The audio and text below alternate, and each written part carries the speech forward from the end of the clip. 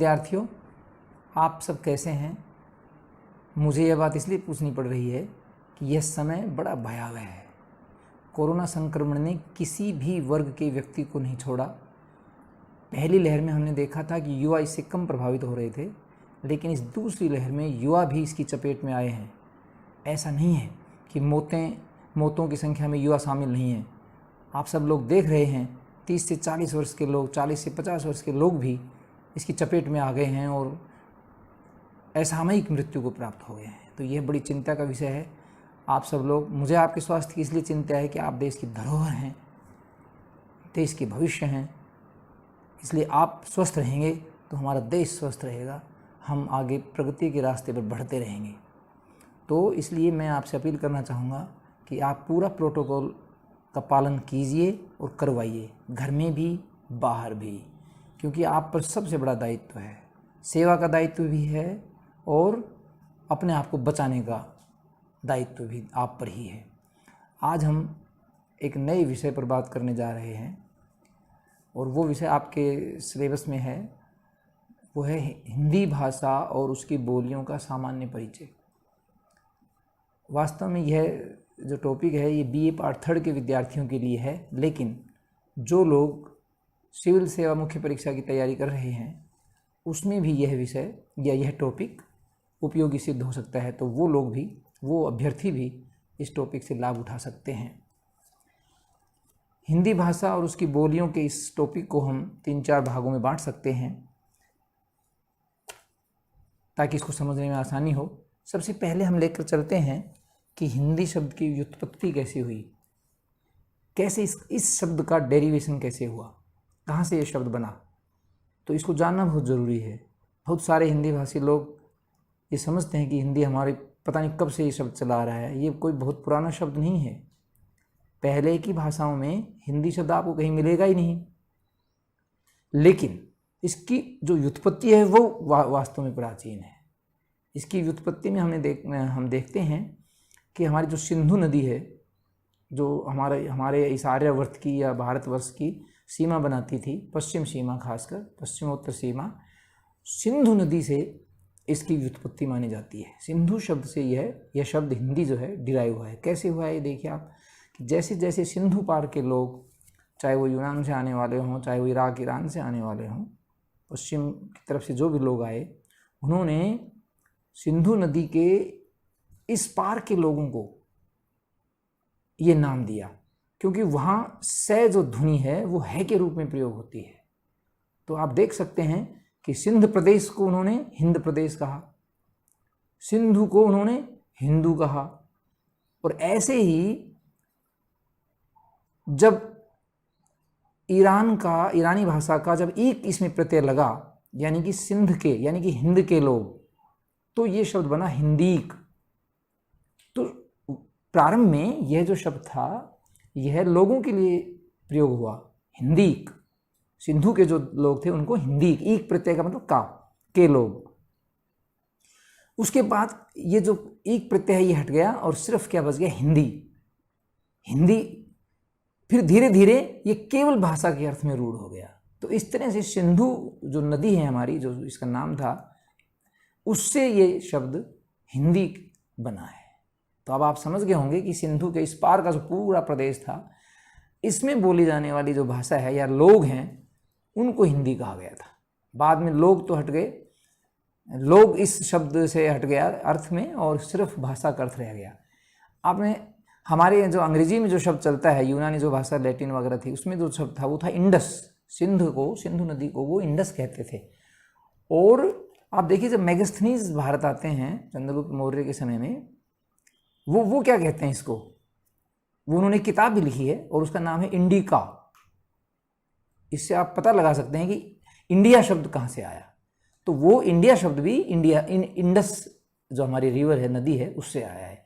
तो ये बड़ा एक साम्य है। तो हिंदी शब्द की जो व्युत्पत्ति है वो सिंधु नदी से मानी जाती है, लेकिन इसका प्रयोग बहुत बाद में हुआ, क्योंकि उस समय हमारी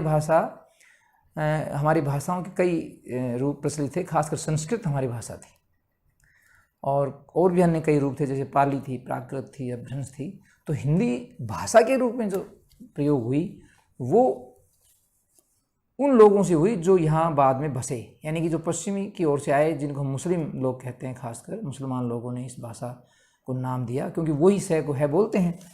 तो उनमें से फिरदौसी थे और अलबरूनी थे। खासकर अलबरूनी आपको पता होगा, महमूद गजनी के साथ भारत आए थे, यात्री थे वो, और उन्होंने भी इसका नाम जो है, भाषा का नाम हिंदी 11वीं शताब्दी में वो आए थे, हिंदी नाम दिया। उसके बाद अमीर खुसरो 14वीं शताब्दी में, आपको पता होगा अमीर खुसरो एक बड़ा नाम है, हिंदी के कवि भी रहे हैं वो, उन्होंने हिंदी शब्द का प्रयोग किया। हिंदवी कहते थे वो, और अपने आप को हिंदुस्तानी तुर्क कहते थे वो, क्योंकि यहीं जन्म हुआ था उनका। और उसके बाद अबुल फजल 17वीं शताब्दी में, अकबर के समय में जो थे वो, उन्होंने भी भाषा के रूप में हिंदी शब्द का प्रयोग किया है। तो इस तरह से हम देखते हैं कि 10वीं और 11वीं शताब्दी के आसपास हिंदी भाषा का, मतलब हिंदी शब्द का भाषा के रूप में प्रयोग होने लगा था। और क्यों होने लगा होगा? क्योंकि उस समय इस भाषा में रचनाएं, साहित्य आना शुरू हो गया था। आपने देखा सिद्धों और नाथों के बाद जो भाषा आ रही है वो हिंदी ही है। अमीर खुसरो की भाषा तो आज की खड़ी बोली से बहुत अधिक मिलती है। तो ये बिल्कुल स्वाभाविक है कि 11वीं 10वीं या 11वीं शताब्दी के बाद से ही हिंदी भाषा अपने प्रचलन में थी, उसका साहित्य प्रचलन में आ चुका था और उसको एक तरह से भाषा के रूप में मान्यता मिल चुकी थी। अब बात आती है कि इससे पूर्व इसकी परंपरा क्या रही है हमारे साहित्य में। और मैं कहता हूँ विश्व के साहित्य में जो सबसे पहले जो ज्ञात ग्रंथ हैं वो वेद हैं, खासकर हमारा ऋग्वेद। पहला जो वेद है वो ऋग्वेद। इससे पहले कोई भी रचना किसी भाषा में नहीं मिलती विश्व में। तो ऋग्वेद और उस अन्य वेदों की जो भाषा थी वो अलग तरह की भाषा थी। वो मंत्र थे, वो ऋचाएँ थी जिनको ऋषि लोग गाते थे, एक तरह से प्रार्थनाओं के रूप में थी वो, और उनका उच्चारण करते थे, वो अलग तरह की भाषा थी। बाद में हमने उसे वैदिक संस्कृत कह दिया क्योंकि वेदों से जुड़ी हुई थी वो, लेकिन उसका नाम कुछ और रहा होगा। लेकिन आप ये देखिए कि ऋषियों की वो भाषा जनभाषा तो नहीं हो सकती थी ना, सामान्य जन कुछ और भाषा बोलता होगा। फिर धीरे धीरे सामान्य जन में बोली जाने वाली वो भाषा को सुसंस्कृत करके, परिष्कृत करके, और उसका एक नाम दिया संस्कृत। तो वेदों की जो भाषा थी उसको हम भले ही वैदिक संस्कृत कह लें, क्योंकि संस्कृत उस समय नाम नहीं था, संस्कृत बाद में नाम आया है। तो वेदों की भाषा, फिर उसके बाद जन भाषा से जो परिष्कृत होकर भाषा बनी वो थी लौकिक संस्कृत। हमने उसको लौकिक कहा क्योंकि लोक में वो बोली जा रही थी। तो संस्कृत भाषा आई उसके बाद, फिर संस्कृत चलती रही। और जब बुद्ध का आगमन हुआ, महात्मा बुद्ध का आगमन हुआ, तो उन्होंने सोचा कि संस्कृत कम लोगों की भाषा है और खासकर ब्राह्मण वर्ग की वो भाषा है, क्योंकि ब्राह्मण वर्ग पठन और पाठन का काम कर रहे थे। तो संस्कृत में वो अपना रचनाएं भी लिख रहे थे और बता रहे थे लोगों को, लेकिन वो भाषा बहुत सारे लोग नहीं जानते, मतलब नहीं प्रयोग करते थे। तो पूर्वी भारत में खासकर जहाँ महात्मा बुद्ध हुए और उन्होंने अपना प्रचार प्रसार किया, तो उन्होंने सोचा कि संस्कृत में कहने से कुछ फ़ायदा नहीं होगा। और फिर दूसरी बात ये भी थी कि वो जन सामान्य के दुखों को, जन सामान्य के कष्टों को से बड़े विचलित थे। उन्हीं के बीच रहकर वो कुछ काम करना चाहते थे, तो उन्हीं की भाषा में वो कहना स्वाभाविक था। तो वो उस समय जो उनकी जो प्रवचन थे या जो उपदेश थे, जो बातें वो कर रहे थे, उस समय की जो भाषा पूर्वी भारत में प्रचलित थी वो थी पाली। तो संस्कृत के साथ साथ ये पाली भाषा बुद्ध के कारण प्रचलित हुई, बहुत बड़े क्षेत्र में फैली, और फिर धीरे धीरे इसका भी जैसे संस्कृत का जैसे व्याकरण बनाया पाणिनि ने, स्थिर कर दिया, ऐसे ही फिर पाली को भी एक परिष्कृत भाषा के रूप में, एक व्याकरणनिष्ठ भाषा के रूप में प्रतिष्ठित कर दिया गया। फिर उसके बाद आई प्राकृत। पाली के बाद प्राकृत, जो जनता या जनभाषा स्वतः स्वाभाविक रूप से बोली जा रही थी पाली के अलावा, उस सब को हमने क्या कहा? प्राकृत कहा। प्राकृत का वैसे अर्थ अंग्रेजी में आप जानते हो नेचुरल, जो आदमी नेचुरल रूप में बोलता है वो प्राकृत है। तो अब आप समझ गए होंगे कि संस्कृत अलग क्यों है। प्राकृत वैसे ही बोली जा रही थी जैसे लोग स्वाभाविक रूप से बोलते हैं, जैसा उनका उच्चारण था, उस उच्चारण में कुछ दोष भी रहे होंगे, संस्कृत से कुछ अलग है। तो प्राकृत बड़े भूभाग में प्रचलित थी, अलग अलग क्षेत्रों के हिसाब से कई प्राकृतें थी। धीरे धीरे प्राकृत को भी फिर व्याकरण सम्मत कर दिया गया, शास्त्र की भाषा बन गई, साहित्य रचना होने लगी। तो फिर जनभाषा ने नया रूप लिया। और फिर इस दौरान प्राकृत के बाद क्या हुआ कि विदेशों से भी लोग आने लग गए थे और उनका संपर्क तेज़ी से, चाहे व्यापार के माध्यम से या यहाँ रहने के माध्यम से, निवास के माध्यम से होने लगा था। और बाह्य लोगों के संपर्क से एक तरह की नई भाषा पैदा हो रही थी, जन भाषा के साथ मिलकर एक नई भाषा हो रही थी। और जो यहाँ के जो स्थानीय लोग थे, जो पूर्व लोग थे, संस्कृत वाले खासकर, वो उसको कह रहे थे कि भाषा बिगड़ रही है, और इसलिए उसका नाम उन्होंने क्या रखा, अपभ्रंश। वास्तव में यह डेरोगेटरी था, उसको उसका उपहास उड़ाने के लिए शायद कहा गया होगा। भाषा बिगड़ रही थी बाहर के लोगों से आकर, उच्चारण उनका बड़ा दोषपूर्ण था, इसलिए उसका नाम दिया अपभ्रंश। लेकिन यही अपभ्रंश भाषा, क्योंकि वो लोग आते गए और फैलते गए पूरे भारतवर्ष में, खासकर उत्तर भारत में फैलते गए, और साहित्य की भी उसमें रचना होने लगी। अपभ्रंश का बड़ा साहित्य सामने आया, दोहे वगैरह आए, शंभु वगैरह कई इसमें आए। और एक बड़ी खास बात थी कि संस्कृत में जिन रूपों का प्रयोग होता था वो प्राकृत तक चलते रहे, अविच्छिन्न परंपरा रही। लेकिन अपभ्रंश थोड़ी सी अलग हुई। किस अर्थ में अलग हुई कि उसमें अलगाव आ गया। संस्कृत में आपने देखा होगा कि शब्दों को संधि के द्वारा, समास के द्वारा मिला के लिखा जाता था। पूरे कम से कम 10-10, 20-20 शब्दों के एक वाक्य बनता था, एक शब्द बन जाता था। लेकिन यहाँ तो कहने का मतलब संस्कृत और प्राकृतिक संयोगात्मक रूप था, और अपभ्रंश ने उसका वियोगात्मक रूप प्रस्तुत किया। उच्चारण की दृष्टि से भी और लेखन की दृष्टि से भी शब्द इकट्ठे नहीं होने लगे, अलग अलग बोले जाने लगे, खासकर उनकी विभक्तियाँ अलग अलग बोले जाने लगी। और यहाँ से ही फिर आप देखिए नई भाषाओं का और प्रयोग होता है। अपभ्रंश कई क्षेत्रों में बोली जाती थी, खासकर हमारे जो ये पश्चिम और उत्तर का जो भाग था, इसमें सौरसेनी अपभ्रंश था, महाराष्ट्रीय अपभ्रंश था, मागधी अपभ्रंश था, कई अपभ्रंश थे।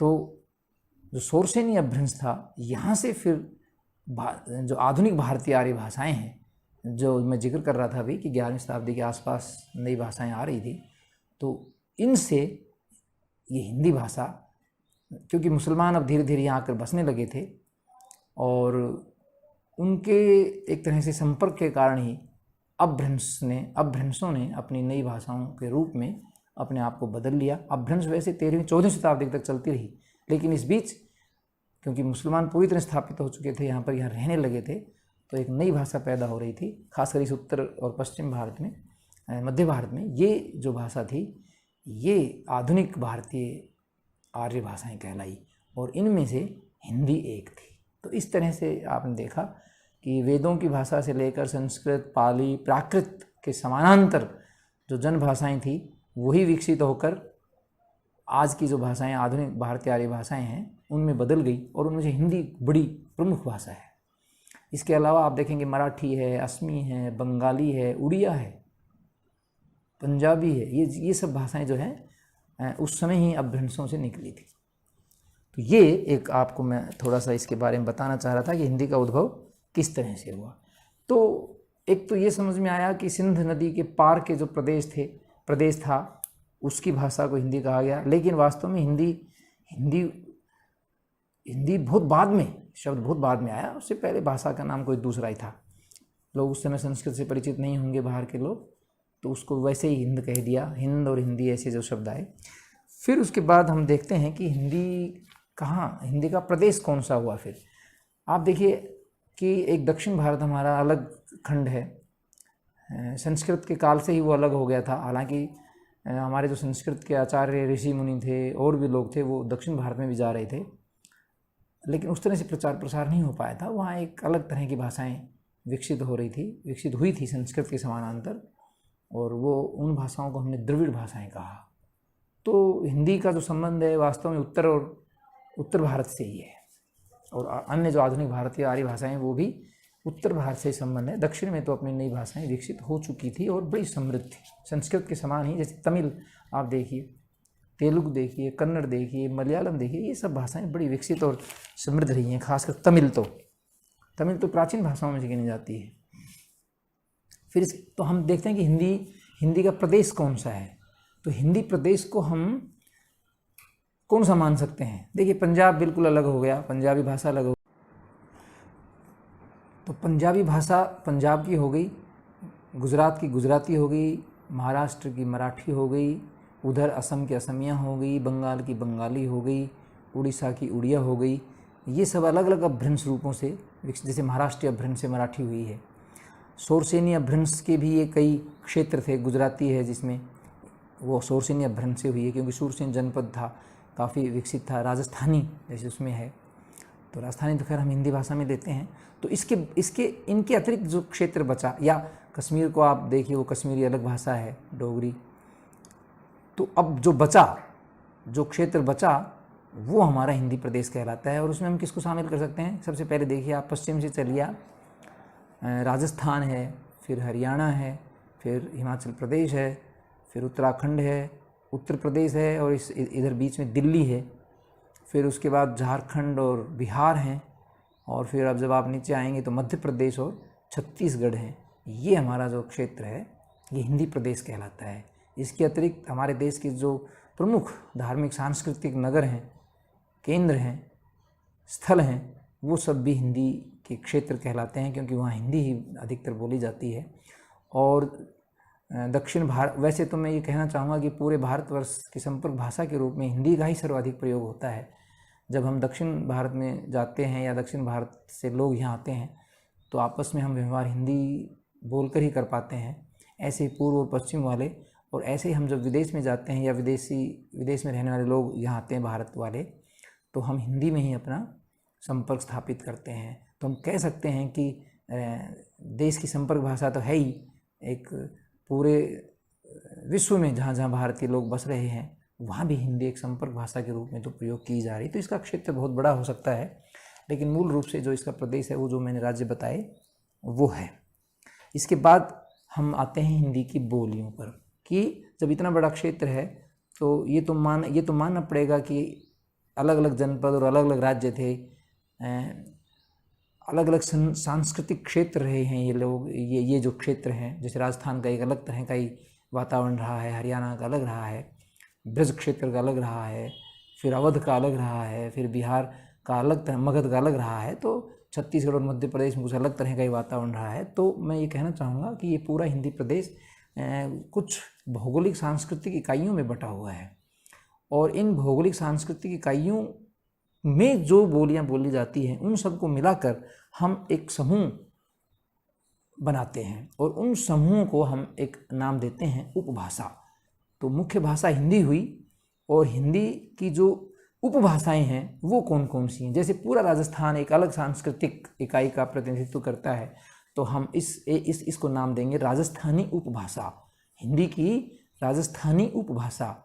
इसी तरह पूरा जो ये क्या बोलते हैं इसको, हरियाणा है, दिल्ली है, ब्रज वाला क्षेत्र है, ये पूरा जो क्षेत्र है इसको हम नाम देंगे पश्चिमी हिंदी। पश्चिमी हिंदी नाम देने में कुछ सार्थकता है, कुछ विशेष बात है, और वो ये है कि फिर हम पूर्वी प्रदेश वाली जो समान जो सांस्कृतिक इकाइयों वाली भाषा थी उनको हमने पूर्वी हिंदी कहा, इसलिए हमने इसको पश्चिमी हिंदी कहा। तो राजस्थानी के बाद हम, वैसे तो राजस्थान पश्चिम में है, लेकिन क्योंकि राजस्थान एक अलग सांस्कृतिक इकाई रहा है तो इसको हमने राजस्थानी नाम दिया। फिर हरियाणा, दिल्ली और उत्तर प्रदेश, जो पश्चिम उत्तर प्रदेश है, और कुछ मध्य प्रदेश का जो उत्तरी भाग है, इसको हमने क्या नाम दिया? पश्चिमी हिंदी नाम दिया। और फिर हम उत्तर प्रदेश के मध्य और आगे बढ़ते हैं तो हम उसको नाम देते हैं पूर्वी हिंदी, जिसमें छत्तीसगढ़ भी शामिल है और मध्य प्रदेश का भी कुछ हिस्सा शामिल है, सीमा का। और फिर उसके बाद हम बढ़ते हैं तो राजस्थानी हो गया, पश्चिमी हिंदी हो गया, फिर पूर्वी हिंदी हो गया, और उसके बाद है बिहारी। जो बिहार का जो प्रदेश है वो एक अलग सांस्कृतिक इकाई का प्रतिनिधित्व करता है, तो वो उपभाषा ये हो गई। फिर एक हिस्सा हमारा बचता है पहाड़ी प्रदेश, क्योंकि पहाड़ पहले भले अलग रहे होंगे लेकिन अब वो हिंदी में ही शामिल हो गए हैं, हिंदी भाषी प्रदेश में ही हैं, तो पहाड़ी भी एक उपभाषा हमारे यहाँ है। तो इस तरह से हमारे पास 5 उपभाषाएं हुई, राजस्थानी, पश्चिमी हिंदी, पूर्वी हिंदी, बिहारी और पहाड़ी। हम अगले पार्ट में हम अपनी हिंदी की इन सब बोलियों की चर्चा करेंगे। आज का बस इतना ही, धन्यवाद।